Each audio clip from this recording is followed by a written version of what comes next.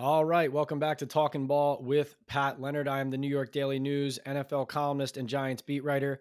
Have a special guest today to talk the NFL draft. Want to first tell you about Bet Online. BetOnline.ag is your number one source for all your basketball info, stats, news, and scores. Get the latest odds and lines, including the latest player reports for this year's pro basketball playoffs.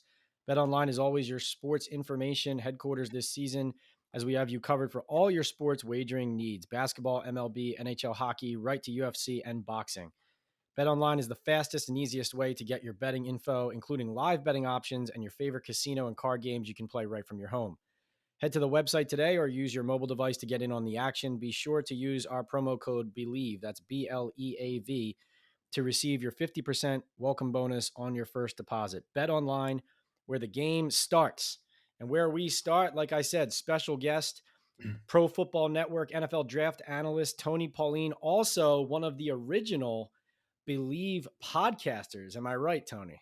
I think we were the first. Chris Tripodi and I did a draft show for a couple of years there. Enjoyed it. Braun and Cam and the guys, great people. I hope Believe is doing well because I know there were a lot of passionate people there who put a lot of time and effort into it.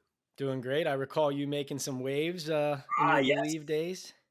that's right. In fact, yes, it was the Believe podcast where I broke the story that the night before the 2019 draft, that Mike McCagnon was on his way out, and there was a big rift All in the right. Jet front office between McCagnon and Adam Gase, and I took a lot of grief for a week and a half. A lot of people were laughing at me and all kinds of stuff, and then came home one day and my Twitter blew up, and I saw that in fact McCagnon had been fired. And funny end of that story was I was at Shrine Bowl practices this year. Okay. And I was introduced to Mike McCagnon, who was at Shrine Bowl practice, and we had a wonderful conversation for about 20, 25 minutes. He's a really nice guy. Fantastic. Well, you always have the goods. That's why we have you on. Some people have information, some people have sources, some people do the work, some people have opinions. Tony has all of the above, especially when it comes to the NFL draft. So we're thrilled to have you on. Welcome back to Believe, Mm. if only for this episode for now. But I wanted to start with something that's actually pretty current and a little bit unexpected. We'll go around the league, but we'll start in New York. And it's reported by NFL Network that Hendon Hooker, the Tennessee quarterback, is visiting the Giants this week. Just wanted to know, what do you make of that? Do you think he's really a first round pick, even despite the ACL? And, just what do you make of the New York visit? I think the Giants are just checking the boxes. Obviously, with that contract that they gave Daniel Jones, they're not in the market for a quarterback. Do I think Hendon Hooker is a first round pick? I think he could be a potential late first round pick. I've been consistent. Hendon Hooker is my third rated quarterback Mm, after Bryce Young, after CJ Stroud. And I've said all along, I believe Hendon Hooker is in the best position of any quarterback in this draft. Granted, the ACL is going to prevent him from being the top 15, top 12 pick that he likely would have been if he had not gotten hurt.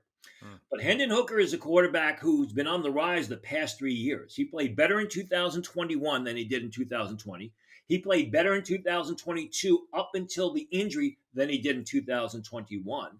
So I like to see that progression at the quarterback position. And that's what we saw with Hendon Hooker. I think there's a lot less risk than Anthony Richardson, who maybe has better physical talents than Hendon Hooker, but he doesn't have the body of work. He's not as polished. I think Hendon Hooker is more well rounded than Will Levis, who likes to throw the ball through a brick wall, regardless if the receiver's 3 yards away from him or 30 yards down the field. He definitely sees the field better than Will Levis. And I think what could happen is as you get into the 20s of round one, you could see a team, maybe the Las Vegas Raiders, move back into the top part of the late part of round one to grab Hendon Hooker to basically secure that fifth-year deal. The reason I say Hendon Hooker is in the best situation is he's not going to be looked upon to start in September of 2023. He can't start in 2023. So Mm. he's going to have to sit on the sidelines and observe and absorb what's going on. And you know what? That's what Pat Mahomes did. So you get a guy like Hendon Hooker in the right system with the right coach, and he sits there in year one, stands on the sideline, holds the clipboard, sees what's going on. You got something going on. The knee injury hurts him short term as far as he's not going to be selected as early in the draft as he could have been. But I think 2, 3, 4 years down the road, it's going to be a benefit for him. That's fantastic insight. I think you hit the right on the head too, is that based on the kind of player you're saying he is, even though he has this injury and he's not going to be starting or playing right away, if a team loves him, and if even one team, let alone 5 or 10 teams, think this highly of him, it's a late first round pick, not an early second, because of that fifth year option. You have more control of the player, and you get to grow and develop with him in your offense, teach him, get him ready for when he's healthy. So that's great insight. So okay, staying in New York for a second, we have the Jets picking in the middle of the first. We have the Giants picking in the back third of the first. Obviously, both teams have multiple needs. Like you said, even though Hooker's coming to the Giants aren't in that market. They just paid Daniel Jones. So when you look at the two New York teams, you look at the Jets and you look at the Giants later in the first, what positions and players do you envision could be on their radar as the pick approaches? I think both teams are in sort of difficult positions in the sense that it may not be best player available at a position of need when they're called to the clock. I mean, the Jets, obviously, if this trade for Aaron Rodgers ever goes down, they need three starting offensive linemen, the New York Jets. They're in desperate need of a center. They're in desperate need of a tackle. Mekhi Becton, as I've been reporting, all the reports are good on him as far as his physical condition. But let's be honest, the guy hasn't played football in 2 years. He hasn't played good football in 3 years. So how much are you going to be relying on him? So Mhm. you need a left tackle. You desperately need a center. Is Paris Johnson of Ohio State there at 13? I don't think so. Is Broderick Jones of Georgia there at 13? I don't think so. So what did the Jets do? I mean, I think they do one of two things. If they're sitting there, maybe they're looking at a Brian Brise of Clemson, the defensive tackle, because they lost a couple of good defensive tackles in free agency, and you're going to need somebody to pair next to Quinnen Williams on a consistent basis Okay. because Quinnen Williams looks like a star in the making. I think they could potentially, if the opportunity affords itself, maybe trade down, get some extra draft capital, which they can use for Aaron Rodgers or use to replace the draft capital that they're going to trade away for, that they have traded away for Aaron I Rodgers. like that. If that trade actually happens before a draft day, and then maybe they look at one of the centers, John Michael Schmitz, Joe Tipperman, because there is a desperate need at the center position. And when you look at the Giants, it's basically the same situation. I mean, I'm sure they would like an outside corner, but I think Christian Gonzalez, Devin Witherspoon, Joey Porter Jr., and Deontay Banks are going to be off the board by the time the Giants are called to the clock. So what do the Giants do? I think, people say Zay Flowers, but I've not heard a lot about the Giants taking Zay Flowers in round one. They have that sort of similar type of player in Wendell Robinson, who they selected last year in the second round, who was playing well before he got hurt. I was told yesterday Robinson should be ready for training camp. We'll have to see if that happens. I was Interesting. also told that the New York Giants like Tyler Scott of Cincinnati, and he's more of a third round pick. He's an explosive downfield receiver, great pass catching hands, also helps as a return specialist. And as someone said to me, listen, if you're going to build up a receiving core of munchkins, don't use early picks. And that's, Zay Flowers is a small guy, great pass catcher, great route runner, knows how to separate, but he's a smaller guy that you can get later on. So what do the Giants do? I mean, short of one of those big outside corners falling to them late in round one, do they take a center like a John Michael Schmitz? Do they trade down? I think both New York teams, it's going to be interesting because you can't really peg a player to either of those spots because you don't know who's going to be there. Yeah. No, and I've heard the same about Tyler Scott. And I think what you're hitting on too, which is important on the receiver position there, is if those top corners are gone, even if the Giants, and they have been doing a lot of homework on these receivers, like Joe Shane's not going to reach for a guy who's late second round grade in the first just because he wants to add one more weapon. They want to add weapons, but they still want to do it smartly. So it could be a receiver at that pick. But I think when you look at their board, it just as easily could be, like you said, a player like John Michael Schmitz as a huge position of need when they know that there's value and a player who fits the mold of what they're looking for later in the draft. Now, staying in the first round, wondering from your vantage point, what team do you think is going to shake up the first round the most? come April 27th? Is it going to be? It could be a trade. It could be a pick no one sees coming. What do you think? Which team is going to kind of open everybody's eyes and have their jaws on the floor if there is one on draft night? Well, I'm going to start by saying you're better off tuning in next week because I'm sure I'll have more information this weekend as the draft meetings, the final draft meetings end. I want to say off the bat the Houston Texans, and I want to say the Houston Texans because literally the Monday before the 2022 draft, I was one of the first people who said the Texans were looking at Derek Stingley. I have a feeling everyone is locked in that they're going to take a quarterback. We'll wait and see what happens. I think the Raiders could also surprise if there's a player who they don't like there, maybe they trade down. The Pittsburgh Steelers at 17, the Steelers are in a sort of a similar situation to the Jets and the Giants. They need offensive linemen. Most of the top offensive linemen aren't there. They need a cornerback. Do they take an outside cornerback? If you read my mock draft a week ago, I had them taking Deonte Banks of Maryland, who's really moved up draft boards. And I put a little caveat in there. And I said that Coach Mike Tomlin has a personal off the field relationship with Deonte Banks for a couple of years now. And that's sort of important. So, there's always surprises, but I think you got to look with all the rumors swirling around the Houston Texans. Nick Caserio, is he going to be with the team, midway through the month of May? Are they looking at the quarterback? I think and you look what they did last year when they took Stingley, which was a big surprise. I think that's the team that can kind of, make their selection or trade the pick, and everybody is kind of like flabbergasted. Okay, and then moving to players, and this doesn't just go for the first round, but just talking about the entire draft in general.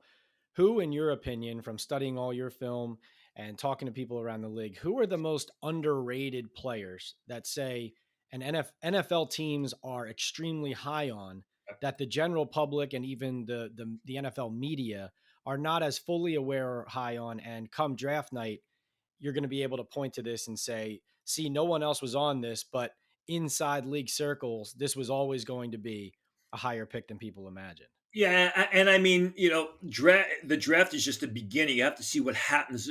Obviously 2 or 3 years down the road. I think if you look at the quarterback position, Dorian Thompson-Robinson is a guy that's talked a lot about inside league circles, much more so than he is in the media. Dorian Thompson-Robinson of UCLA, highly recruited player, really came of age last year. Had a terrific senior season, played well at the Shrine game. There were times, and I spoke with somebody at the Giants about it, at times at the Combine, where he just wowed people. It was like, when he's on the money, he's on the money. When he misses, forget about it. Duck, you head for the hills because you might get hit in the stands.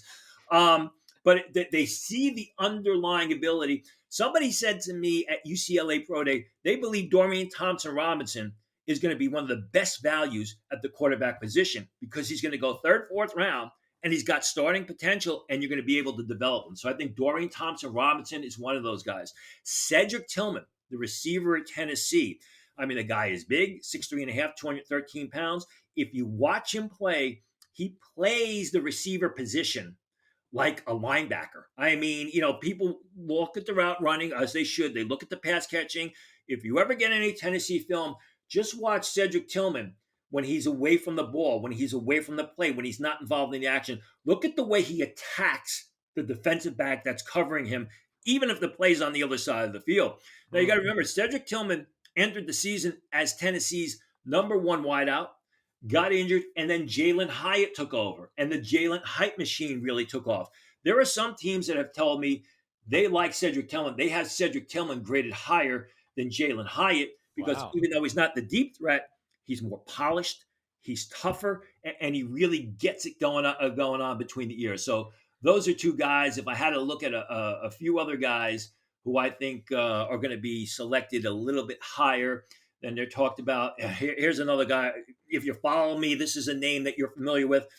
Adetomiwa Adebawari out of Northwestern, the defensive lineman, affectionately known as Tommy, 6'1.5", 283 pounds. Phenomenal athlete, ran 4.49 at the Combine. But more than that, if you were at Senior Bowl practices, which I know you were, he was dominant for 3 days at Senior Bowl practices. He could not be stopped. He could not be blocked. At defensive end, at defensive tackle, he's the guy. Everybody talks about Kalijah Cansey.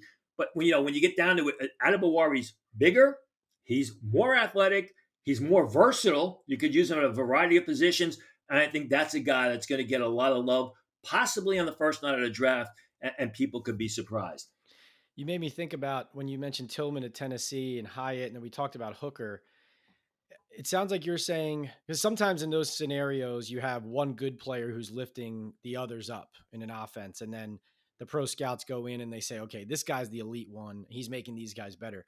It sounds like you're saying though that all three of those prospects are the real deal, or is maybe Hyatt the guy who is a good player but is less polished, and teams are not high on, but just looking at as maybe not the blue chipper that he's portrayed as publicly, or It's definitely the latter. I mean, yeah. Hyatt, you watch the Saturday film, and he's streaking down the field past defenders. I mean, he's making big play after big play. He was uncoverable.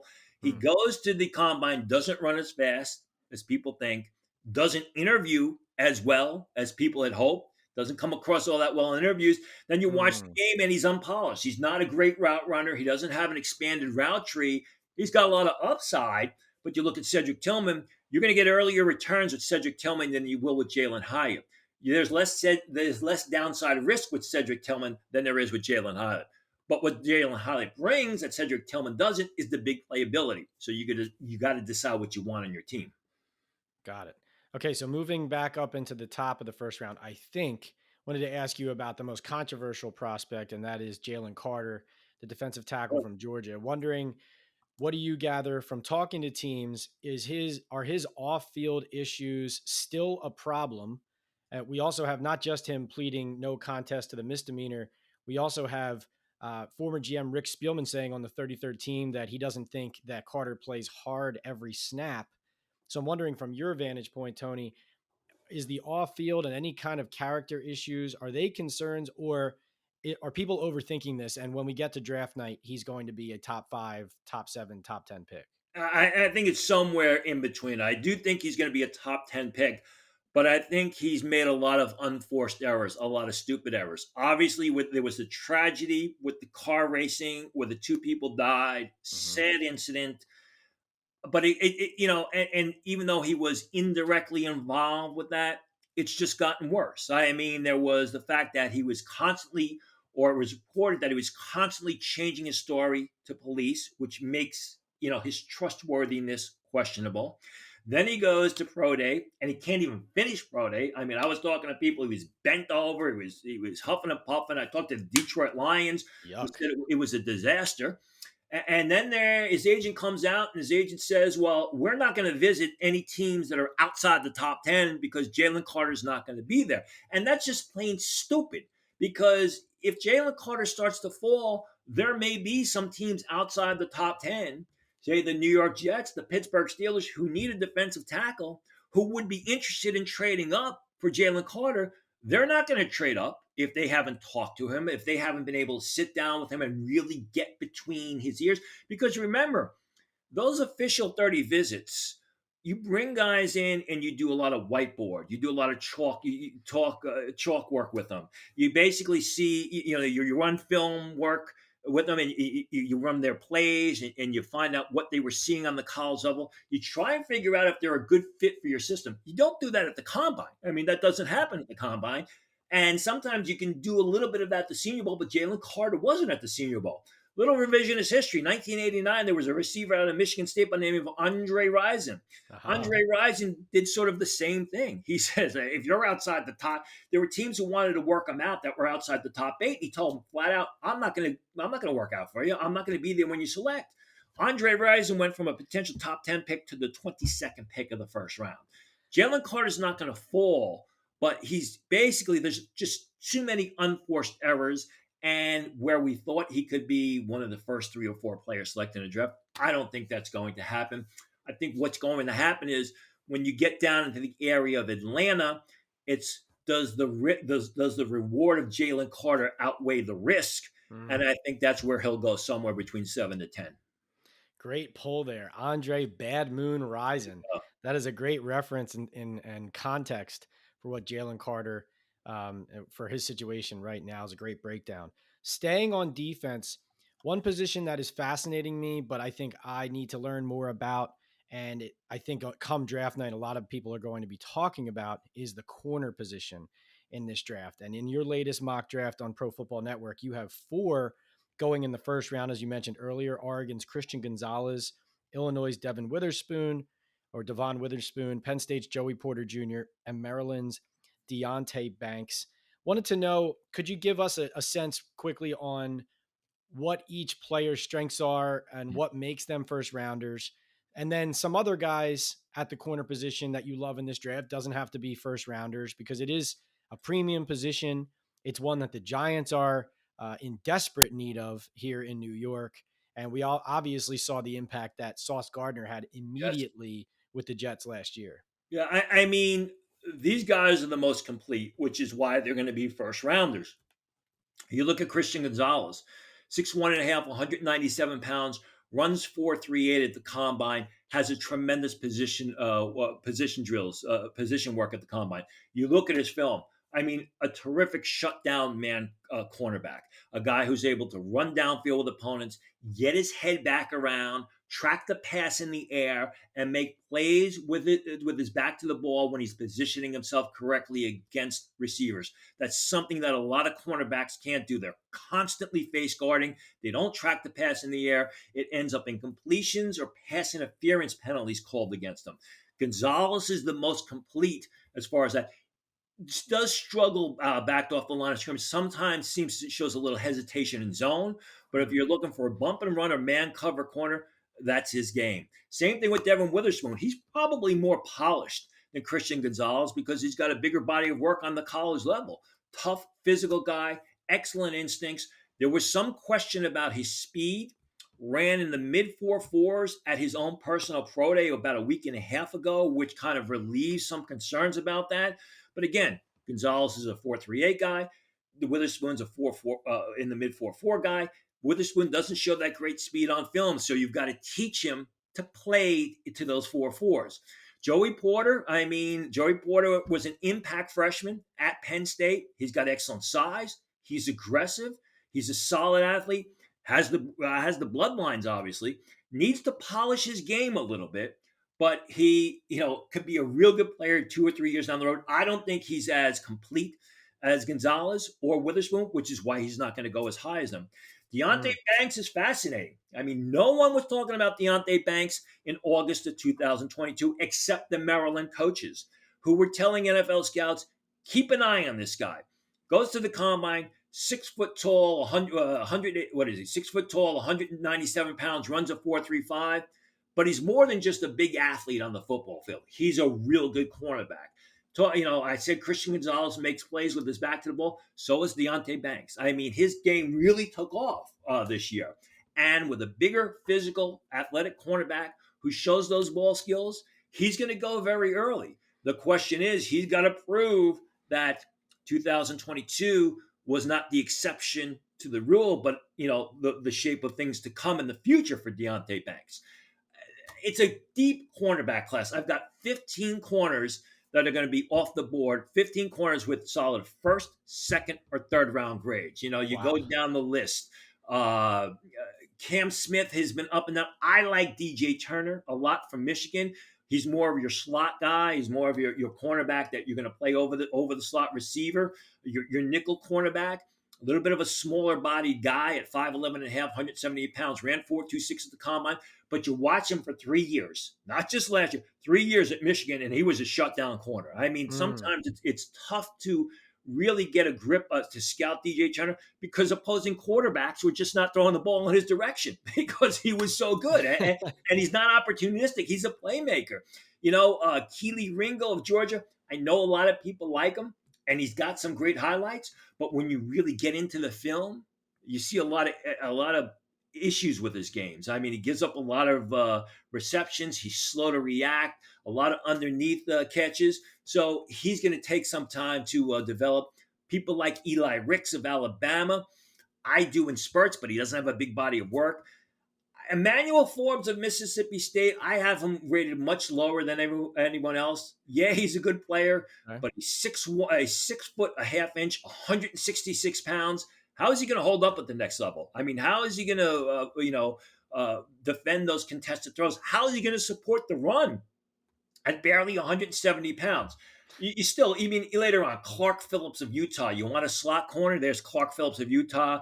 Problem is he's 5'9", but he's a great cornerback with outstanding ball skills. Clark Phillips, Julius Brents, Garrett Williams of Syracuse, Tyreek Stevenson, Miami of Florida, and Riley Moss of Iowa, who, in my opinion, is one of the most underrated corners in this class. He's going to be drafted much later than he should, but he's got starting potential at the next level. I've heard his name come up several times as well. Wanted to double back on, well, one guy you didn't mention, but I know you have high on your board and probably thinking of his position versatility is Branch from Alabama. Where does he project in a defense, or what do you see him as in the NFL? I am a huge fan of Brian Branch. When I did my first mock draft prior to the combine, I had him going 13 to the New York Jets, who need a free safety. Mm, Then Brian Branch went to the combine and he ran in the mid 4.5s. He practiced much faster during position drills, but you have to wonder, where do you take a defensive back? How early do you take a defensive back who ran 4.55, 4.58 at in testing? yeah, When you watch the film, I like him as a true free safety. I know people say slot corner. I mean, 5'11 and a half, 190 pounds. You watch him, he goes sideline to sideline. He's got excellent ball skills. He fires up the field defending the runner, stopping screen passes. I mean, he's got a complete game, but he runs 4.55, 4.58. So where do you select him? I mean, great I question. don't Yeah, want to pigeonhole him as a slot corner because I think he can be a free safety. He's one of those guys that play much faster than he times. There's football speed and then there's 40 speed. he's got I, instincts. You're saying yeah, too. and Yeah, time and time again, we've seen guys who time 4.35 in the 40, but they play to a 4.5. Branch is a guy who times 4.55 but plays in the 4.4s. I think that he is definitely a late or bottom half of round one guy. I like him as a free safety who okay. you can also play over the slot receiver, and he's not going to be a liability because of those ball skills. All right. Yeah, sounds like a weapon that of the that Bill Belichick would love, that maybe Wink Martindale in a certain Yeah. iteration of the scheme could like in New York, though obviously if he's not an outside corner, you're still not solving that major need on the outside. Definitely a player who's piqued my interest though. You mentioned Julius Brents already. He's fascinated me just ever since I was at the Senior Bowl. I see him standing there. I see how he moves. I see how long he is, profiles as the kind of corner that the Giants love, and makes me wonder and want to ask you strengths and weaknesses of that player, and where maybe in this draft do you see him going as far as middle rounds and how he can fare at the next level. Well, we'll go with the where is he going to go? I right now have him as a late second, early third round choice. Part of it is because of his game. Part of it is because of the depth at the cornerback position. I mean, you look the guys I have in front of him: Yeah, Mark Phillips, Emmanuel Forbes, Eli Ricks, Darius Rush, Keely Ringo. There's just so many cornerbacks. I mean, he looks great on the hoof, as they say. I mean, he is your prototypical big, physical, relatively athletic corner who moves well. The problem is he's not very polished. He is unlike Christian Gonzalez. He is unlike some of the corners I mentioned earlier, where he seems to struggle making plays with his back to the ball. He does a lot of face guarding. You go back to that Big 12 championship game, and Quentin Johnston of TCU basically had his way with Julius Brents. I okay. think with Julius Brents, you're looking at a guy that, you bring him into, if you draft him in the second round, you're probably going to start him in a zone type system and try and develop him to be your every down outside corner, though I believe there's going to be bumps in the road. Interesting. Just so you know, we don't always have breaking news during the podcast. This is not draft related. At least we'll see what the return is. But reportedly, according to the National Insiders, the Steelers are bringing Rams wide receiver Allen Robinson in for a physical. And if he passes, a trade to Pittsburgh is expected to happen. So it looks like the Rams are going to offload Allen Robinson onto the Steelers. What do you think of that?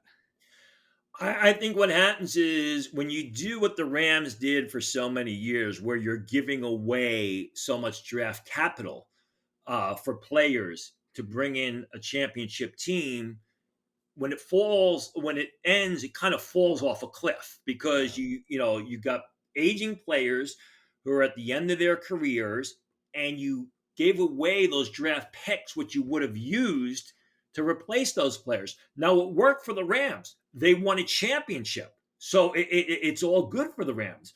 But now they find themselves where you've got a bunch of aging players, you're basically starting from scratch, and you don't have a lot of draft picks because you trade them away for the Matthew Staffords and the Jalen Samuels and everybody else's of the world. So now, we know about the Rams who never showed up at the Senior Bowl, and their draft day they were lounging by the pool, if you remember. Yeah, the Rams house. Yeah, right. Exactly, exactly. So now it's a situation. Well, they got to start to trade. They're going to have to start to rebuild. They got to trade away these guys, get back some of that draft capital, some of those draft picks that they've traded away to help them build a Super Bowl winning team. Because if you don't do it, it's going to be worse situation 2 or 3 years down the road. Yeah, no, good point. Maybe this gives Les Snead something to do on draft weekend. All right, so back to the draft and your mock draft, your latest mock draft. You had 7 edge rushers or edges projected to go in the first round, and that's not including other defensive linemen, guys who can pressure the quarterback, who you also had projected in your first round. I'm wondering, is this a case of these are the best players on the board and the edge class is strong in your opinion? Or is this more like you feel like a lot of other positions are not as strong? And so that's a position where teams are going to take, throw more darts because of the upside of trying to get somebody who gets to the quarterback. Well, I think it's a situation where I don't like pigeoning players as just edge rushers. Okay. Okay. Nolan Smith, for example, of Georgia. People want to talk about Nolan Smith as an edge rusher. But if you watch Nolan Smith, especially in 2021, he was not just an edge rusher for Georgia. He was a complete linebacker. He was a guy who could drop off the line 20 yards downfield and play in coverage. He was a guy who was tremendous in pursuit, going sideline to sideline, showing great speed against the run. He was a guy that stuck in the middle and really stayed with responsibilities. You look at Keon White, called an edge rusher. Keon White is 6'3" and a half, 285 pounds, and plays the run very well. So I think, as far as I'm concerned, it's a situation where you have a lot of players who are good pass rushers, but also are effective in other areas of defense that I think people incorrectly just pigeonhole as an edge rusher. Hmm. Fascinating. Who are your favorites or maybe sleepers outside of the top guys who are getting all the attention right now? As far as edge rushers are concerned, Yeah. I mean, if you're looking at day three guys, I think Jose Ramirez, late round guys, Jose Ramirez of Eastern Michigan, who's probably going to be like a fifth, sixth round choice. He's been a terrific player at Eastern Michigan, gets a lot of pressure up the field. Andre Jones of Louisiana, smaller school guys, Hmm. very forceful up the field. Isaiah Land of Florida A&M. I mean, these are guys who can come out of a 3-point stance or stand over tackle. I mean, if you're looking for your pure edge rushers and not really 3 down players, KJ Henry of Clemson, the day 3 choice as well, Mm. can stand over tackle, can come out of a 3-point stance. I think if the New York Giants are looking to add an edge rusher late in the draft, day 3, I think KJ Henry's a guy to look at as well. So, I mean, a lot of Ocon Mathis of Nebraska by way of TCU showed a lot of ability earlier in his career. Transferred to Nebraska, which is like occupational suicide these days. When Scott Frost was there, his career kind of leveled off. But you go back to the TCU film, and he showed a lot of ability early on. Okay. Love it. Okay, random position question, but something that's popped onto my radar and that I'm spending a little bit of time on now because the Giants don't look like they need a running back when they have Mhm. Saquon Barkley. Then you have Matt Breida's back. Gary Brightwell, who they liked, gave them some good minutes last year when Barkley even went down in the Green Bay game. And they even have a young guy in Jay Corbin. who's still developing, had a great preseason last year. Frankly, I was surprised he didn't get on the field much during the regular season. But we have Saquon Barkley hasn't signed his franchise tag yet, is disgruntled. And frankly, Tony, no obvious resolution to that situation in sight. We expect, think, hope out here in New York that Barkley's going to be the Giants running back this fall, but that's not where it stands right now. So let's just play the hypothetical game. If the Giants are going into this draft trying to make sure that they are covered at the running back position, if something goes awry with Barkley, if he ends up demanding a trade, whatever the case may be, what running backs do you like as fits in Brian Dable and Mike Kafka's offense with the Giants in this draft? Yeah, if they're going to say take a running back in day two, I like Kendre Miller of TCU, 215 pounds, tough inside runner who also has the agility to turn the corner, good pass catcher out of the backfield. If you're looking day three, maybe Evan Hull of Northwestern, not as good as an outside runner, but very tough on the inside, exceptional pass catcher out of the backfield, runs hard, underrated athlete. I mean, someone who plays faster and ran faster than people thought. So I think that's a guy you got to look at. Maybe Kenny McIntosh of Georgia on day three is an interesting guy. Someone who has had a lot of hype around him, has delivered on occasion. Very inconsistent, but's got a great amount of upside. It depends on where they want to go. I think Miller in the third round would actually be a good fit if they want to expend the draft pick at that position on the second day of the draft. No, that'll be fascinating. But yeah, interesting as we get closer to the draft. I mean, usually the way it shapes up when the season ends and all the first pieces of information and obvious positional needs, and then free agency happens, usually it settles back into the needs are what we thought they were. But the Giants running back situation is kind of an interesting asterisk. So thanks for throwing us some of those names. And now I want to wrap up with the top of the draft. I noticed, and I know this was a few days prior to you and I talking now, or about a week, I guess.